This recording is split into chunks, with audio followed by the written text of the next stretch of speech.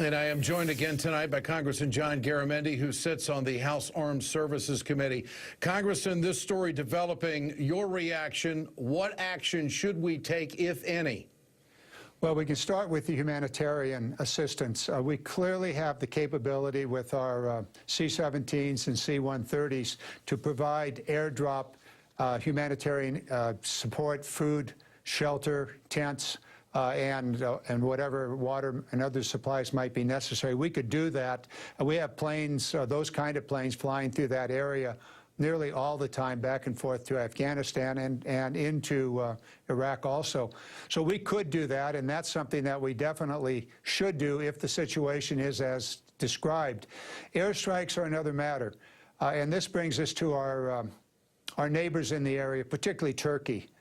They have a keen interest in this area and to try to settle down the fighting in the area, because it could, and well, it does threaten them at this time. And so we need to work closely with Turkey on this matter. The Iraq government, to the extent that they have any capability left at all to deal with it, they should be involved. Airstrikes, we got to be really careful. You're in for a dime, you're in for a dollar. So we got to be really, really careful here. I'd like to know exactly what the president has in mind, what the military has in mind, how extensive, how often. Clearly, we have the assets available, the Reapers, the drones. They could launch Hellfire missiles if that was appropriate. But watch out, the War Powers Act is out there.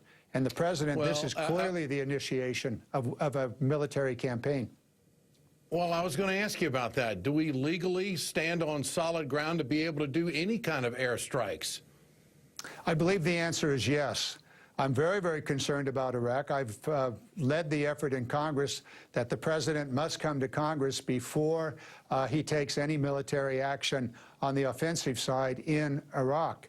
However, the president does have the power under the War Powers Act to take offensive military action for up to 60 days. Then he must notify Congress. And then there's another 30 days in which Congress either says, okay, continue on, or stop. That's the way the law is written presently. We'll see what happens here. But I think the president needs to be very, very clear as to what exactly is the goal of any action, and be very careful. It is a slippery slope. So humanitarian aid, from your perspective, not a problem.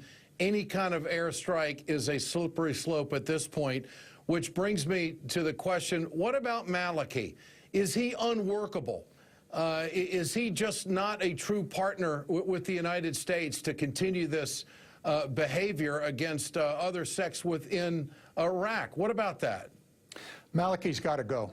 That's my view. He's got to go. He is a major problem. He has pitted the Sunnis against the Shiites, or he's a Shiite, and he's pitted the Sunnis against that.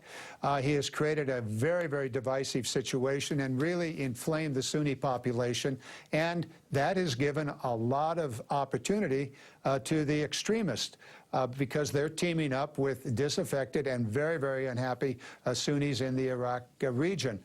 That's a problem, and Maliki's got to go. They really, and this has been the policy of the U.S. government for a long time, form a coalition government, bring all of Iraq, the Kurds, the Sunnis, the Shiites, and other tribes into the government, let them participate fully, let them reap the benefits of whatever peace might bring. That's what has to be done. Maliki has gone exactly the other direction, and Maliki ought to go immediately. Well, with that in mind, Congressman, finally, if we were to have some type of airstrikes, it would be against the Sunnis at this point, would it not? I mean, they are the problem here. And this, of course, would militarily action be pitted against Maliki. Well, therein lies the problem. You can't be for all of Iraq and go after one or the other sides. However, ISA is a terrorist organization that really began many years ago and took serious root in the Syrian conflict, and using the disaffection of the Sunnis has been able to move into and to take over a large portion of Iraq. So it depends and this is one of the things that needs to be understood, and perhaps it is known, but I'm not sure what it might be. Who are these ISA people that are holding these people as hostage in this mountainous area. Okay. Congressman John Garamendi, good to have you with us tonight. I appreciate your time. Thanks so much. Thank you.